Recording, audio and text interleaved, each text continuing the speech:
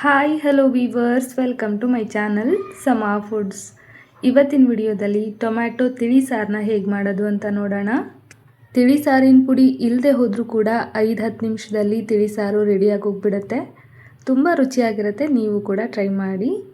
ಮೊದಲಿಗೆ ಒಂದು ಪ್ಯಾನ್ಗೆ 2 ಚಮಚ ಆಗುವಷ್ಟು ತೊಗರಿಬೇಳೆ, 1 ಚಮಚ ಜೀರಿಗೆ, 1 ಚಮಚ ಧನಿಯಾ, ಅರ್ಧ ಚಮಚ ಕಾಳುಮೆಣಸು, 2 ಕಲರ್ಗೋಸ್ಕರ ಬ್ಯಾಡಗೆ ಮೆಣಸಿನ್ಕಾಯಿ, 3 ಖಾರ ಇರುವಂಥ ಒಣಮೆಣಸಿನ್ಕಾಯಿ, 1 ಕಡ್ಡಿ ಕರಿಬೇವು, 1 ಗೆಡ್ಡೆ ಬೆಳ್ಳುಳ್ಳಿನ ಸೇರಿಸ್ತಾ ಇದ್ದೀನಿ.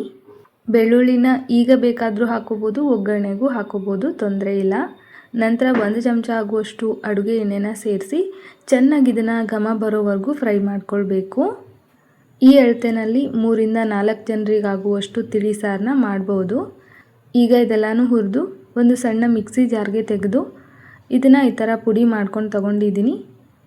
ಇದಾದ ನಂತರ ಮತ್ತೊಂದು ಮಿಕ್ಸಿ ಜಾರ್ ಇಟ್ಕೊಂಡಿದ್ದೀನಿ.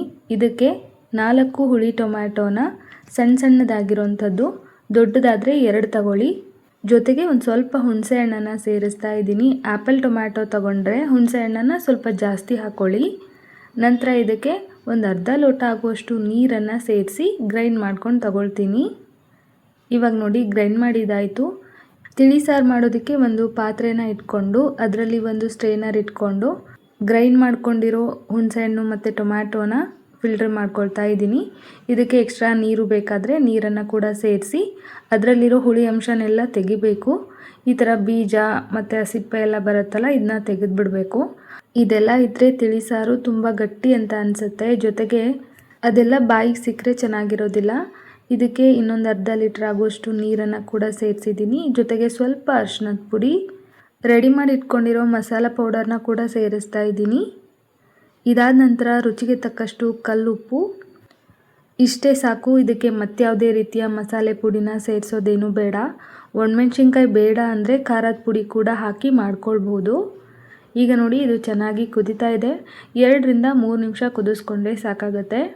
ಒಂದು ಸ್ವಲ್ಪ ಟೇಸ್ಟ್ ನೋಡಿ, ಉಪ್ಪು ಖಾರ ಏನಾದರೂ ಬೇಕಾದರೆ ಸೇರಿಸಿ. ನಂತರ ಇದಕ್ಕೆ ಒಂದು ಸ್ವಲ್ಪ ಬೆಲ್ಲ ಕೂಡ ಸೇರಿಸ್ತಾ ಇದ್ದೀನಿ.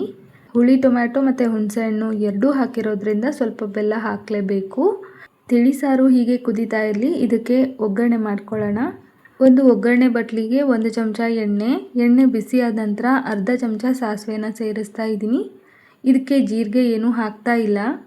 ಆಲ್ರೆಡಿ ಮಸಾಲೆಯಲ್ಲಿ ಜೀರಿಗೆ ಹಾಕಿದ್ದೀವಲ್ವ, ಹಾಗಾಗಿ ಜೀರಿಗೆ ಹಾಕೋದೇನು ಬೇಡ.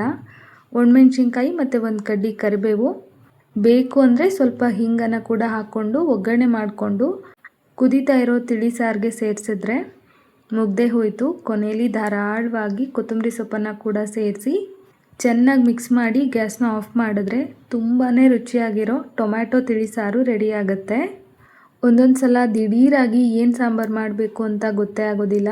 ಅಂಥ ಟೈಮಲ್ಲಿ ಒಂದು ಕಡೆ ಅನ್ನಕ್ಕೆ ಇಟ್ಕೊಂಡು ಇನ್ನೊಂದು ಕಡೆ ಅನ್ನ ಆಗೋಷ್ಟರಲ್ಲಿ ತಿಳಿ ಸಾಂಬಾರನ್ನ ಮಾಡ್ಕೊಂಬಿಡ್ಬೋದು. ನಾನು ಕೂಡ ಇವತ್ತು ಹಾಗೆ ಮಾಡಿದೆ.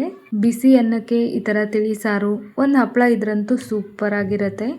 ಐ ಹೋಪ್ ಇವತ್ತಿನ ಈ ವಿಡಿಯೋ ನಿಮ್ಮೆಲ್ಲರಿಗೂ ತುಂಬಾ ಇಷ್ಟ ಆಯಿತು ಅಂದ್ಕೊಳ್ತೀನಿ. ಇಷ್ಟ ಆಗಿದ್ದರೆ ಒಂದು ಲೈಕ್ ಮಾಡಿ. ಮುಂದಿನ ವಿಡಿಯೋದಲ್ಲಿ ಮತ್ತೊಂದು ಟೇಸ್ಟಿ ರೆಸಿಪಿ ಜೊತೆಗೆ ಮತ್ತೆ ಸಿಗ್ತೀನಿ. Bye friends, thank you.